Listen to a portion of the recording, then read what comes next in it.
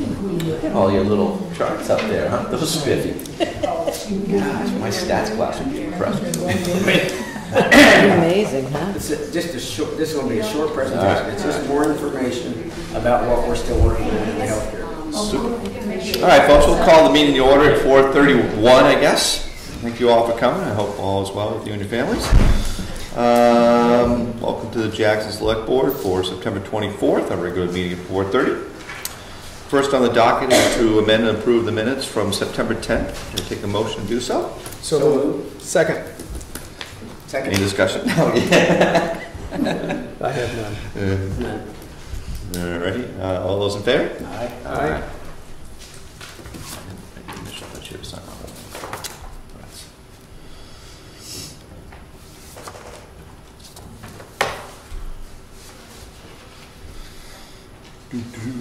Beautiful day out there. All right, we've got an update on the action items. We have one copy of the action items here, Jules? I got it. Give it to me. Bill and I are still working on the double head parking. We did get an email from Andrew the other day. I don't recall, I didn't get it printed out, but Still concerned about liability. They got the letter? we got a response from Andrew Okay. Beal about the potential change over there. I believe, and I'll check with James on the RSA, but I believe that they are protected under a recreation RSA for letting people use said property without any fear of liability or anything like that. I'll have to dig up the RSA and ask James on that. But certainly that's something we could send to him as a bit of a response. Have you guys seen the letter? No. No? He's concerned about liability for the current situation. Both, but he's more concerned about the current, the planned change. You know, letting us use that roadside as a potential lot for this winter that we discussed when we were up there. So we'll have to formulate. We'll pass that email around and come up with some kind of comments and respond to that and get some input from James Innes over there at the Forest Service, because he obviously is the pivot guy on this. And we'll get back to him on that. But at least that's kind of going forward, at least slowly but surely. When did the email come? It was just recently. It was just the other day. 2 days ago? Yeah, 2 Has days Jim ago. been CC'd with it? We haven't heard from him yet, so. No, I don't think he was. So we'll forward that around That's a to great everybody. idea. And Yeah. get that going. But at least that's going. Bob, you had the Milton transfer station, Littleton transfer. You got a chance to look at those guys? Yeah, I called Milton, Lou at Milton, and he was out all week, so I'll try him again on Monday. I had a long series of conversations with the folks at the Littleton transfer station. Brian Patno, he was part of the team that came up to assess our transfer station, and very informative series of conversations with him. There are 2 transfer stations that are set up quite differently between Littleton and Lancaster. And to make a long story short, again, just like the report, he feels like anything we can do to get a set of scales in there would be in our best interest. And that he was feeling it wouldn't be the way we're currently set up. It's not necessarily going to be an issue to move forward individually as individual towns in that area. If Bartlett didn't want to have a set of scales for what gets dumped in theirs, we could do it. It's no difference other than we would purchase the scales on our own. But the scale issue was a conversation to have with Lou when he comes back. That's what Lou. Now, was this for just commercial? Commercial haulers. Just commercial haulers. Yeah. So one scale can be shared between the towns. That's right. Yeah. That's right. If we both wanted to chip in, and that's the perfect solution, really. But I know, if Bartlett's, standoffish on that whole concept, the key though is going to be the balers. The difference between the transfer stations and why I'm looking forward to going out there next week is that Littleton's got horizontal balers which require a much larger storage space for your product. The horizontal balers is what Lancaster has and what he recommends we have in our town. We had 3 horizontal balers. In other words, we added 1 more, which is, you know, they're about a quarter to a third the cost of a horizontal baler. We had 1 more vertical baler, I mean. Yeah. Then you could have it set up so things are tossed into a bin, and basically you take it from there and construct a cheap little chute, a minimal expense chute, and you're just basically taking it, turning around with a Bobcat loader, loading it into the chute. So, and that's the way they do it at Lancaster. That's what I'm really looking forward to taking a look at.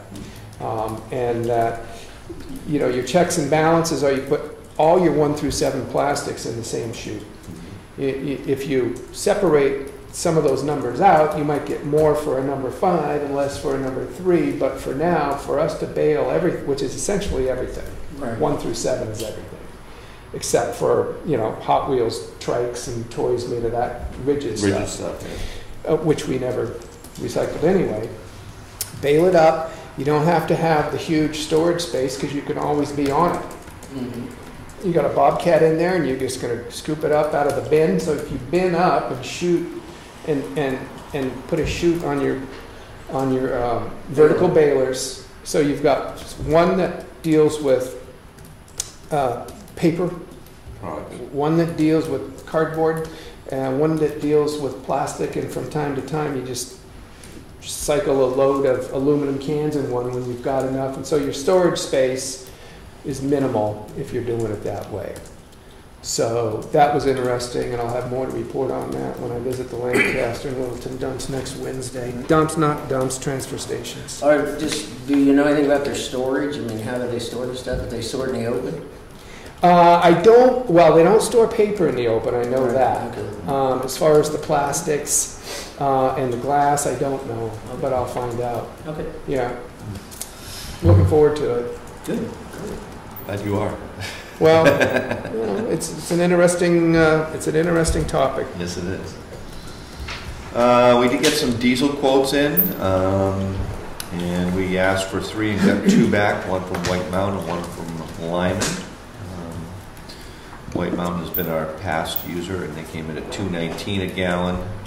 Lyman gave us kind of a split price, $196.5 from October to November, April through September, but December through March it's going to be $221.5. So kind of interesting way of breaking it up. So I guess I don't know how you folks feel, but my 2 cents is probably to stay with White Mountain, continue with what we got. It's interesting why they break that up. Maybe they're expecting something, yeah. Well, yeah, but they buy it. They Well, you use more in the winter, obviously, They have but this they drive thing, price. diesel. But it's contracted price. It's a contract. But if you're buying futures contracts, You don't know what- you're locked in for a 3-month period, and then beyond that, you're not sure. Okay, I know they're buying. That's what I meant about buying the future. I thought they locked that in or something. Yeah. So, anybody want to make a motion on continuing the contract with White Mountains? Make a motion to get a contract with White Mountain. Second. All right. Any discussion? All those in favor? Aye. Julie H. and the grant funded opportunities for recycling. If you go back up to the meeting with Bartlett, I've emailed them, but nothing's been worked out yet. Okay. Noteworthy things coming up. We get some budget sessions scheduled, and hearings and things like that. These will be posted on the e-news, I'm sure, if they haven't been already, but here we go. October 8th at 4:30 will be our next Selectmen's meeting. The 22nd will be the second of those 2 October meetings. Both of those are at 4:30. Thursday, November 12th at 4 p.m. will be the Selectmen's meeting. Highway Fire Budget Work Session will be at 5 p.m. after the meeting. Monday the 23rd, 4:30 Selectmen's meeting. Thursday, December 10th, 4:30 Selectmen's meeting, and then number 1 budget hearing at 5:30 on the 10th. Monday the 22nd, Selectmen's meeting and a budget meeting to follow at 5:30 on the 21st.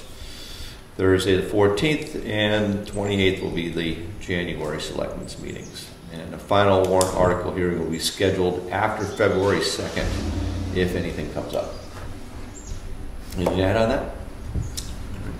Good. All right. Yeah.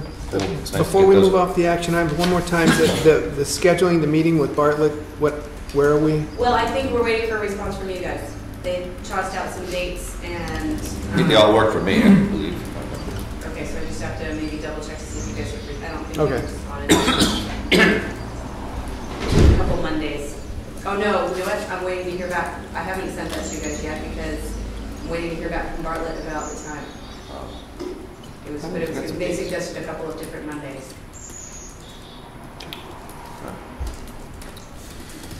All right.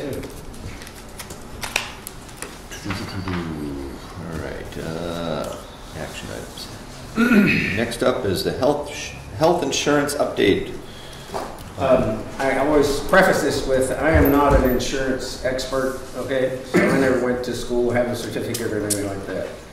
The question always arises, and does for me, is just the cost of health insurance. And that is increasing at such a crazy number that I try to say that we're going to look at it again this year, and we're going to try to get parameters around it, and essentially prepare ourselves better as we can, as much as we can prepare ourselves to do this thing. So anyway, I don't want to, go through and read all this thing. I have some of this in handout if you would like to have it. This is what isn't up there. This is a general summary. You guys, would you like one of these to take home? No, nobody else should read it today. This is a general summary It's of like what a copy of Amongst the Clouds, something about one. what is going on, and read it at home. You don't have to read it now. These are copies of what we're talking about now. If anybody wants one of those, I guess. And this is what we're talking about now. So I'm not going to go through and read them all. I'll just go through the generalities and try to understand why this is an issue. And if you look at one of the back ones is how Cadillac tax works. And I'm not going to read it all, I'm just going through it. But Cadillac tax is 40% on the number that exceeds what they've decided that's going to be. And that's kind of a flexible number. The thing to remember, and this is the thing to know, I guess, or whatever, is first of all, the Cadillac tax is designed to help fund Obamacare. In other words, it's an income for Obamacare, so they don't have to say we're going to increase taxes.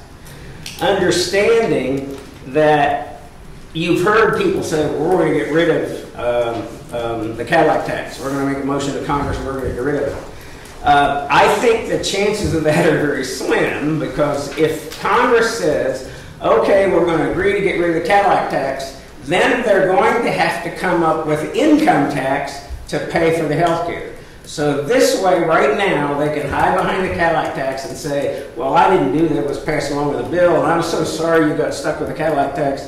And but it isn't going to, I don't think it'll ever pass that they eliminate it, because politically, they got to find money somewhere. The other thing that to remember on the Cadillac tax, it's designed to bring in money. It's not, it's not a punishment. It's designed to bring in money.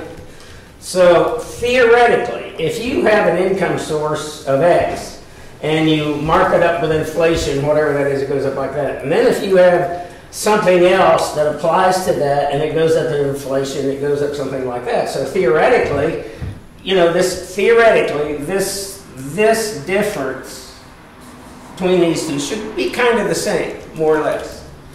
In the Cadillac tax, it's designed that if this is your cost of your health plan and it goes like this, and let's say this is a Cadillac tax, it's designed to go like this. It will take almost every plan intact shortly at some point. In other words, no matter what you do, you're going to be impacted by this whether you like it or not. So the tax is 40%. There's discussion about how that tax will be applied. If you were in private industry,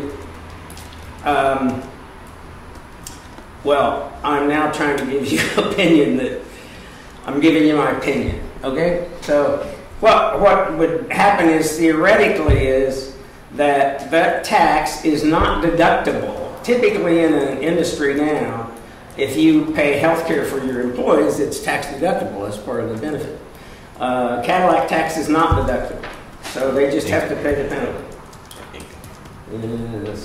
My pen blew up while I was doing this. Wipe out your face there. Yeah, but at the current time, 20% of employers already in 2015 have reached the threshold to pay the tax.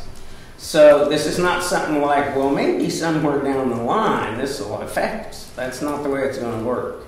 And it's going to hit us like it hits anybody else. We're just not a private employer, we're a public employer. But the tax is still going to apply to us.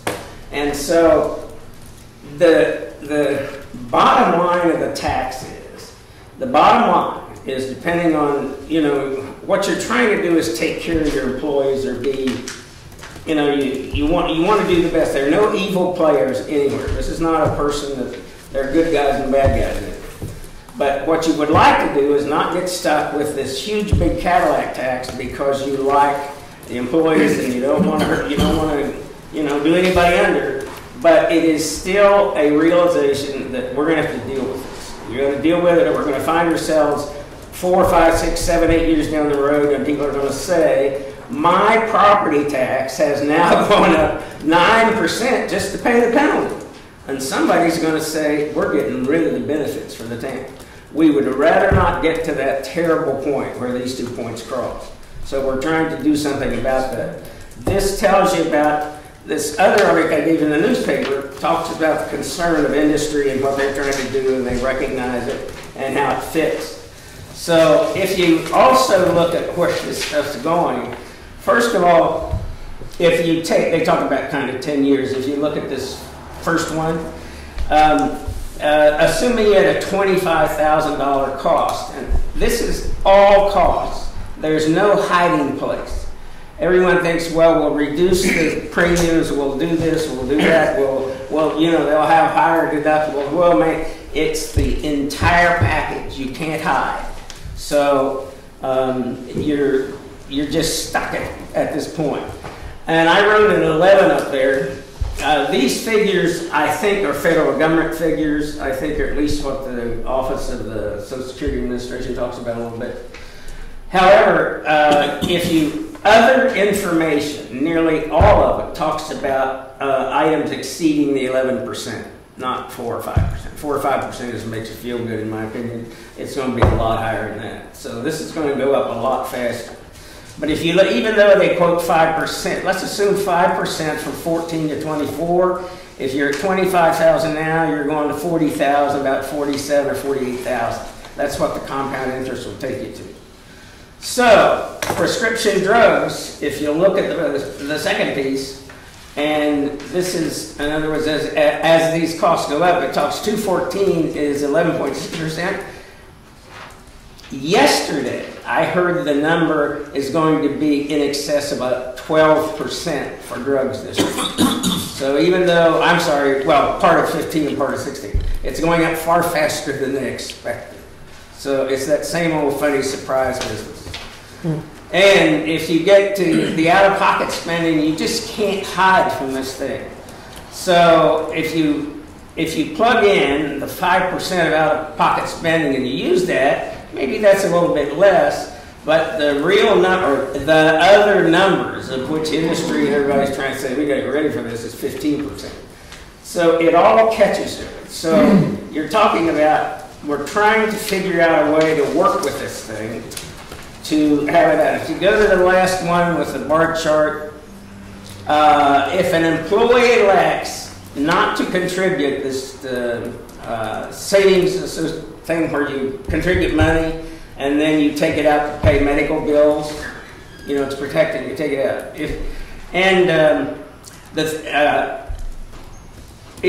If you can find a way to reduce it, and this is where individual employees probably don't know enough about it to understand what's going on.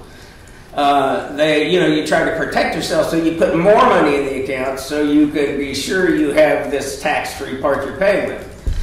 If an employee contributes the full amount and the threshold is hit, the 40% tax is assessed on all the excesses over $1,500. So it's just, you say, well, I'm going to try to take care of myself. The Cadillac tax is designed to be an income for to help pay for the medical. So our purpose is not to punish any employee or anybody else, but we need to look at this and try to figure out ways to try to reduce the exposure, or hopefully not have it as strong as it would happen or as much involved in it by the year. My whole purpose here is just to let you know we're looking at it, but there's a very specific reason why we're doing it. That's the end of what I'm done. Thank you for that update. Appreciate that. There's a lot of work in that. Obviously, very passionate about that. Yeah. Thank you. Next on the docket. Well, did you have any comments on that? No, it's pretty straightforward. Thank you for making the presentation. Leave you out of that. No. I would have said something. I know you would have. Next on the docket is the police report.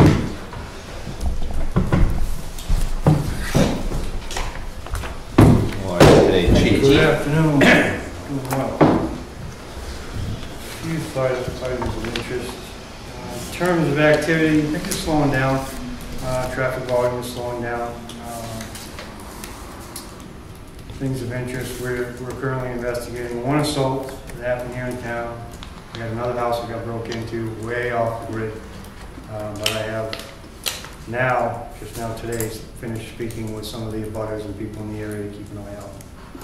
Again, the problems that we run into in investigating a break-in of this nature is the frequency and when it happened. Because these people are renters, second homeowners.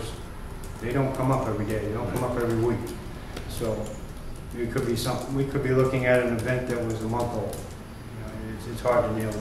But getting the neighbors involved, getting the community involved, continuing that neighbor watching neighbor attitude is going to help get us to a suspect.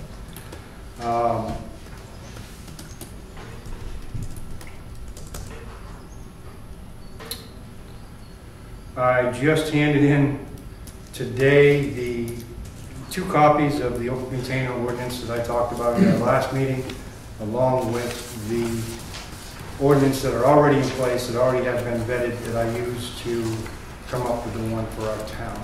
And I think that package is ready to be submitted to our attorney so that we can get the okay to put it on the agenda for the town meeting, if that be the case.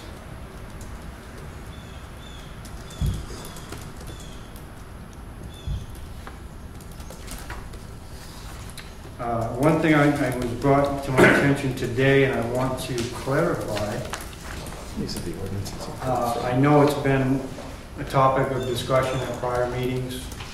I just want to confirm that it still applies. When we look at extra signage at the memorial site in front of the school, triangular memorial there, we've seen some signage there that advertise Eagle Mountain House Golf Club for the summer, whatever they call it, the sale that they have down there in the field.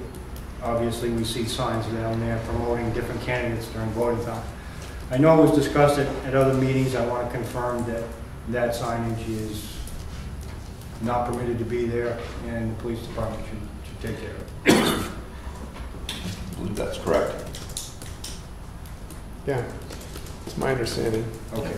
Have you been pulling signage down whenever? We have not. Okay. Because to be honest with you, I kind of overrode everything else that was going on this year. So I will reiterate that with all of the personnel downstairs, and I myself will keep a better eye on it. And the only reason I ask is because there are probably businesses in town or organizations that maybe are used to putting signs there, and they can be, contacted and say, hey, here's your sign back. Absolutely. Pulled it.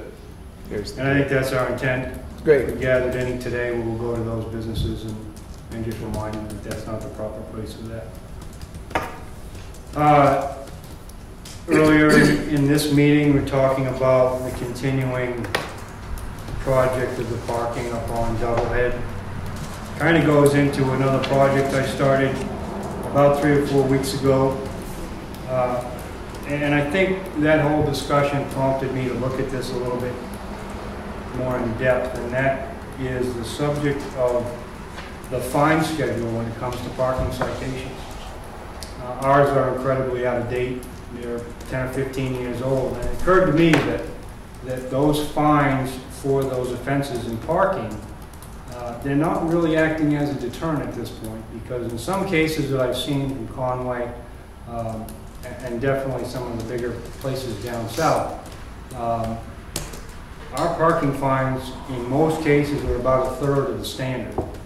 So I've been looking at them, and I will be adjusting those fines so that they're steeper fines for the more egregious parking offenses. Parking in front of a hydrant obviously is against the law to begin with, shouldn't do it, but you know, is a $15 or $20 fine a deterrent? It's probably not. It's easy enough in this day and age to pay that and just do it. So that's one of the projects that I'm working on right now, is looking at where those fines are and adjusting them accordingly to make them more in line with other towns.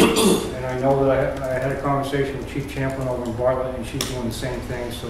So we're working together to some degree to be able to match those up and make them seem as though they're more of a deterrent in the parking area. And the authority to adjust the fines is with the police department. It would be great if we had a conversation once you get to that amount, and then we can make that. Oh, absolutely. Clear at the I public plan on, meeting. I'm looking at that. I assume that, but Yeah. I just want. Absolutely. Great. So that's sort of my my ongoing project right now, to stay current with what you guys are working on up there specifically. It seems like a good time to make that happen.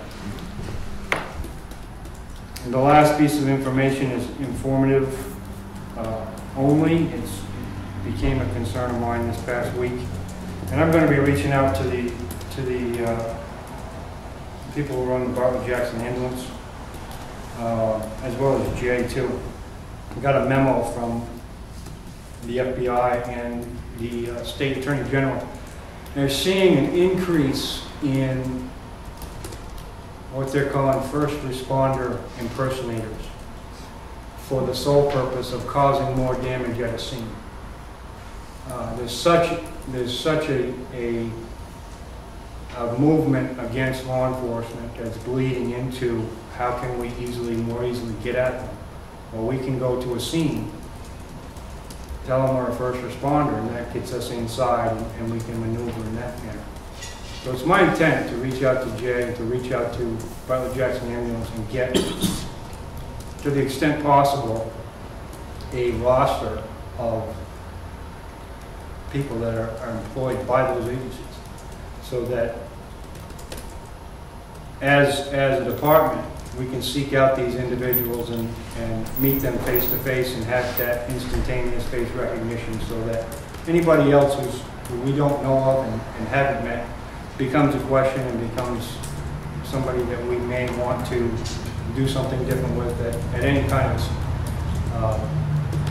It's coming out now as a preemptive warning to keep out for it. I don't want it to escalate. I don't think anybody wants it to escalate to another thing that we have to have on our minds when we're responding to an emergency. So that just informationally, that's the other thing that I'm working on over the next couple of weeks. Thanks, Chief. That's all I have. Did you want this? Yes, please. No, that goes with the pack. Okay. And the one thing I wanted to just mention about the ordinance is that's Is this something you might? the towns, Okay.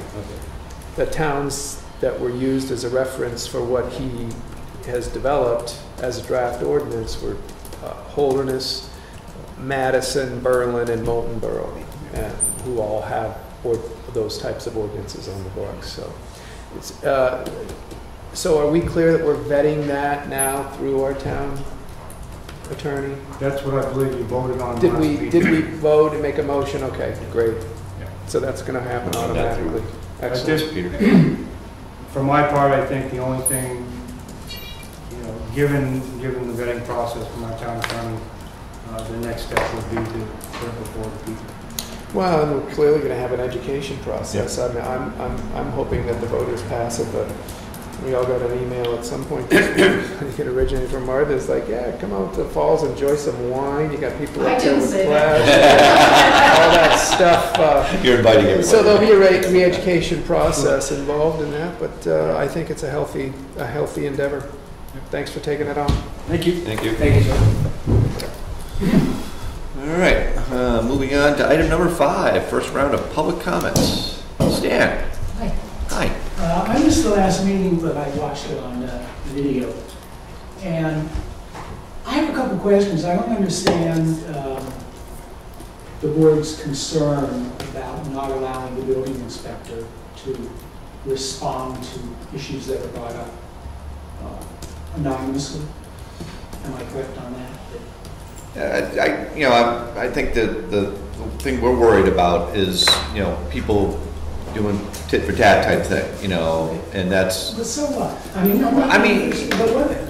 What do we care what the motivation of somebody is who reports a potential violation, when what we really care about is the violation? For example, the IRS, God bless their soul, seeks out people to give anonymous tips. You have to send it in writing that they're not interested in who you are. They don't ask what your motivation is. They want to be able to follow up. Now, maybe only 25% of these tips result in tax cheats.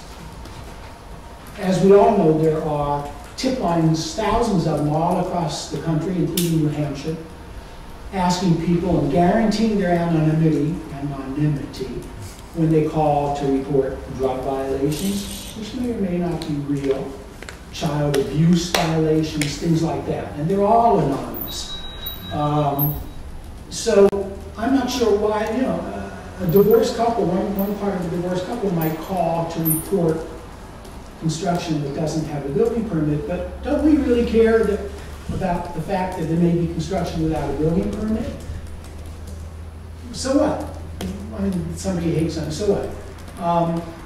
Secondly, the board was concerned that it puts the town in a libelous situation, which is, with all due respect, is not the case. In order for the building inspector, first of all, government bodies are basically exempt from libel lawsuits. In order for libel or slander, I think you probably meant slander, because libel would have to be a defamation is published in a newspaper. But, the building inspector would have to report a violation or a potential violation to a third party. It doesn't mean that the building inspector goes up to a house that somebody reported is having construction and says, I hear you're having construction. That's not libel, it's not slander. It has to be defaming to a third party. He would have to go to somebody else and say, well, so-and-so is violating the law, and it has to be false, and he has to intend that it be defamatory. None of these situations would apply to the town. There's no liability for the town. So what I'm concerned is that, people are, if I see my neighbor and he has construction going on or did, I'm not going to come in here and sign my name and rat on my neighbor. I may rat on my neighbor, but I want to do it anonymous. And I think we can all empathize with me. No, I can't. I can't. I want to make sure I can. You understand I cannot empathize with that. You can't. You don't have the humanity or the maturity to sign your name on something? I have to live with my neighbor. Well, that's why you should sign it. Anyway, why? Go ahead, Bob. Go ahead. This is and I know I sound like a broken record here, but this is the public comments part of the Board of Selectmen's meetings. And we take any and all comments with a minimum of 2 times during the meeting. This is not an opportunity for people to come in here with non-agenda items and start inquisitions and engage in dialogue, in my opinion. And I have no intention of changing that. Now, anybody who has ever called the town office and said, I'd like to have something put on the agenda and dealt with, has found that they've been able to do that, and we invite that. And we typically invite comments after almost every single agenda item we deal with. So for somebody to come in and want to engage the Board of Selectmen with absolutely no notice on an agenda item that we've had no opportunity to prepare for, seek input on, is something that I have not engaged with in quite some time, and today is not going to be the exception. So what I say is not a public comment. Is that what you're saying? I just want to No, it is a public comment, but public comment times are not question and answer and inquisition periods. okay, It's as simple as that. That's fine. Your comments are on the record. I'm just making comments. If you're looking for a response, then this is not the appropriate way to do it. And the appropriate way is for me to ask that it be put on a future agenda Yep. again? And that's typically what we've always done. And how do I go about doing that request? You say, I'd like this to be on the agenda at the next meeting, and if it's enough notice for us to put it on and prepare for it, we're happy to do that. Okay. Then I'm not asking, I'm just saying, giving my comments there. That's fine. There's no way, in my opinion, that this is can be a libelous situation for the town. I don't think the motivation matters. I'm wondering, but do not expect a response, whether this situation applies to other town departments, the police department. If somebody calls with an anonymous drug tip to the police department, is he not allowed, this is a rhetorical question, is he not allowed to pursue that because it's anonymous? Or, if I see somebody, these are the kind of issues that I'm concerned about, and I will request it be a future agenda item, but not next time, because you're not going to be here, right? Whenever you want it on, just Well, I want you to be here. absolutely make the request. Sure. You can certainly do that. Any other public comments? Martha? I don't know if I should be saying anything, whether this falls into the same category. Martha Benish, Jackson. I was reading the Conway, North Conway Sun supplement the other day that just came out in the mail, or out in the news. And I'm reading it for breakfast, and I turned to Waterfalls, and it's really exciting, and it's fun to see what's here. It says that at Jackson Falls, and I'm only quoting a section of it here, not the whole thing. It's a popular water hole for the locals on a hot summer day. It's on the Wildcat River, blah, blah, blah. A few picnic tables nearby offer the perfect spot for a picnic lunch, dinner, or cocktails. And that's where I stopped. And I knew nothing about the open, whether you can drink here, you can't drink here. There's a few of us that had a few drinks that really did. But the idea that concerns me is not whether we can or we can't. It's the idea that we're inviting people here through the paper to come drink at a swimming place. And as a lifeguard for many years, that bothers me a lot, a real lot. It really hits my soul. Glass containers when you have alcohol at a swimming spot. You've got slippery rocks. You've got weddings. Not that people drink too much at weddings and go stand by rocky, slippery places. Never would happen, I'm sure. So I just thought it was poor form to put this in a public place. No, it doesn't come from you guys. Nobody called you and asked for me to do it. So I would just ask, and maybe it's not necessary now with this public law coming through, but maybe for the next 6 months or so, note to the Conway Sun that this is not part of our values. It's not part of my values. I don't know about you, and I'll leave it at that. It's a comment. Thank you. Thank you.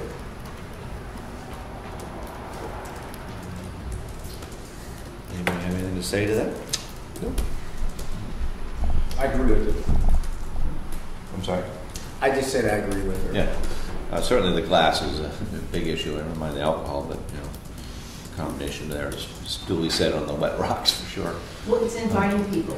That's the part that bothers Right. me, not whether we can or we can't. Could I borrow that from you at some You point? may certainly have it. Thank you. Sorry to make You it. can keep it. Thanks. All right, any other public comments? All right, hearing none, we'll go on to the building inspector report.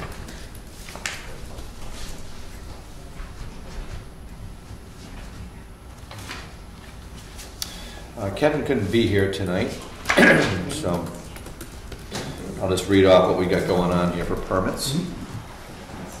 We have map V9, lot 31. Putting in a new bathroom in the fire department garage. Adding a second sink, washer, hookup, and window.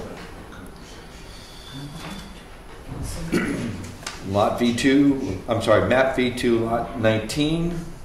Extended building permit for a year for remodel. Lot V5, I'm sorry, map V5, lot 36. Extended building permit for a year. Again, it's a bedroom and deck that was put on. Map V9, lot 19. New sign at the Skulos. And map R17, lot 31A. Replace existing deck.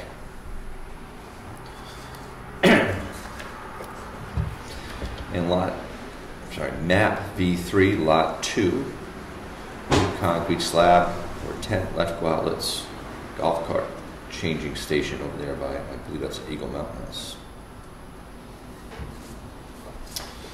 Charging station.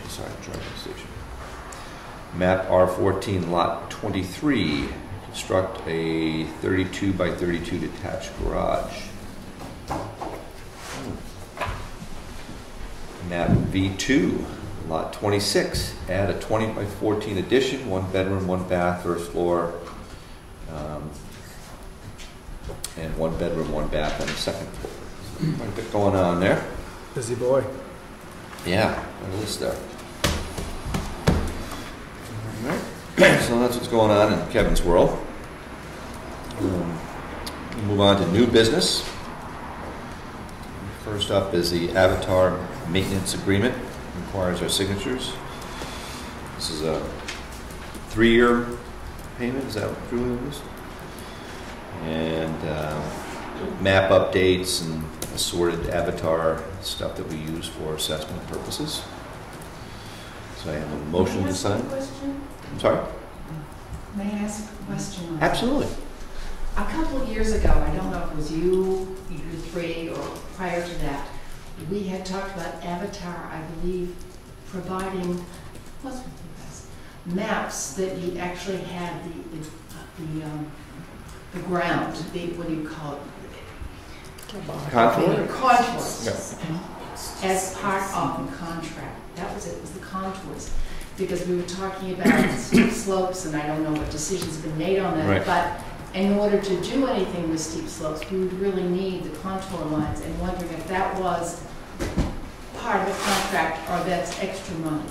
No, it doesn't say anything here about contour maps, so. Do you know anything about that? I'm sure it would be extra money, Well, but I can ask. Yeah. you wait a week. And total contract is $7,020, correct? We pay the $2,340 per year. Yeah. We can check into those contour maps and do. Any motion to sign said document? So moved. Second. Any discussion? Hearing none. All those in favor? Aye. Aye. It's 24th. Thank you. Item B, cemetery lot agreement. Christine Thompson.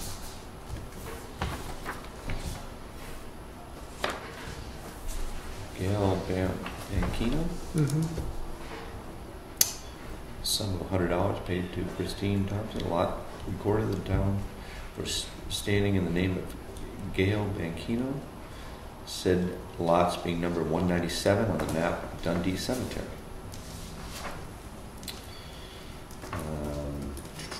So I'll take a motion to authorize the cemetery lot agreement from the trustees of the cemeteries. So moved. Second. Any discussion? All those in favor? Aye.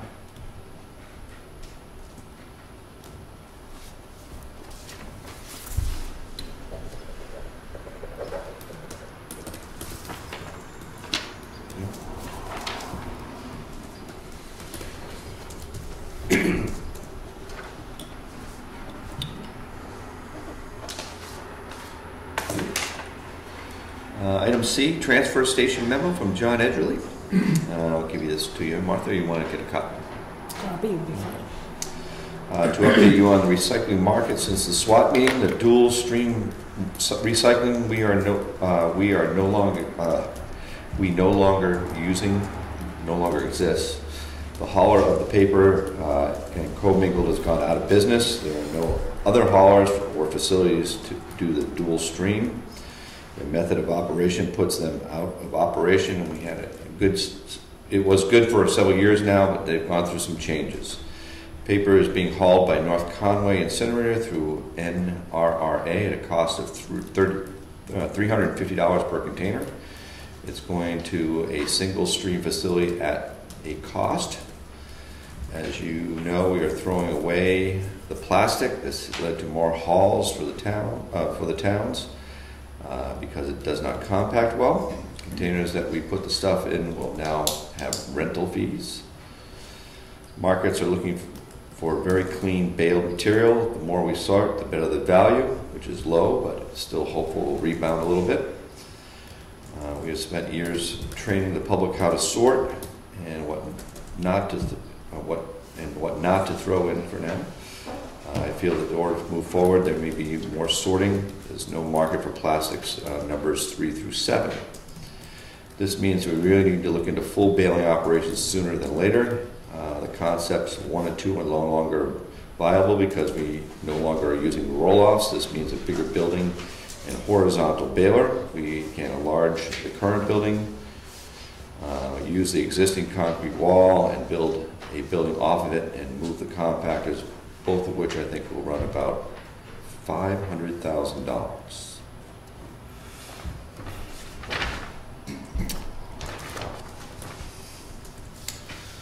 Unfortunate to hear about the plastics, though.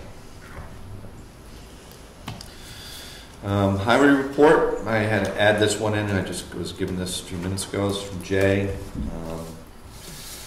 State aid highway paving has been completed. Summer went well with all of our planned summer projects are completed. Our fall projects consist of continued ditching all over Jackson, rock removal and ditching on the switchback, prep for future paving possibly in 2017. Prep equipment for winter operations, brush cutting all over town. Item number 4, shoulder repairs have begun. Been going on all year. Whenever it rains, it seems to be heavy downpours, which is destructive to our shoulders. That's Jay's update on that. And item number E, which is the emergency management grant that we'll be getting hopefully for our new updated emergency management plan. And we met before the meeting today, and Martha has the motion there, but I guess we'll have to read it, right? Got it. Thank you. Thanks. It says, the Town of Jackson Board of Selectmen, in a majority vote, accept the terms of the Emergency Management Performance Grant, EMPG, as it's known, as presented in the amount of $3,500 for the development of LEOP. Furthermore, the board acknowledges that the total cost of the project will be $7,000, in which the town will be responsible for 50% match, which would be $3,500. So, motion for that? So moved. Second? Any discussion on that? She wants her paper. Oh, you want it back now?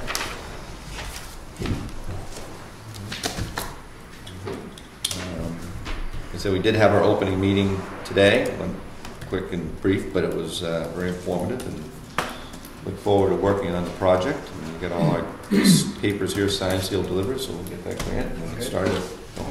Excellent. All those in favor? Aye. Aye. Good work. Yeah, it's be interesting. 5-year plan. I guess has to be done every 5 years or so. I have Any one old business. Old business? What do you got? We talked about in the past, I can't remember, a month ago, or I don't remember, about backup for helpful in the tax office. And Karen has done some work. Karen, if you want to just go ahead and talk about who is helping you out and how it's going to work. And I have spoken with Deanna Emerald. She's the town clerk tax collector in Effingham, and she works part-time, 3 days a week, and she's available every Monday and Wednesday. Myself and Bartlett have talked to her, and she's agreed to on an as-needed basis, similar to what I have with Jeanette. So if I need coverage in the office, she would be able to come in, at least for me, on those Mondays that I might need her. And so she agreed. She's background is all set. She already does the motor vehicles. And she also knows all the software we use because she uses the same ones. And there'd be no training because she's already done it, and that's what she does. Is there a rate that we're paying her? Or? I haven't set one yet. Okay. I'm probably going to be something similar to what I did with Linda, where she's experienced, and she's coming in as a clerk with no major responsibilities, not a deputy. Jeanette is still my deputy. Okay. Very good. thank you. Thank you. Any other old business? Public comment, round number 2. B. I hear rumors that someone's looking to be full-time fire chief. Is any truth to this? I have heard some grumblings about that. I am meeting with Jay next week to discuss the matter. Nothing has been cast in stone or anything like that yet. I hope not.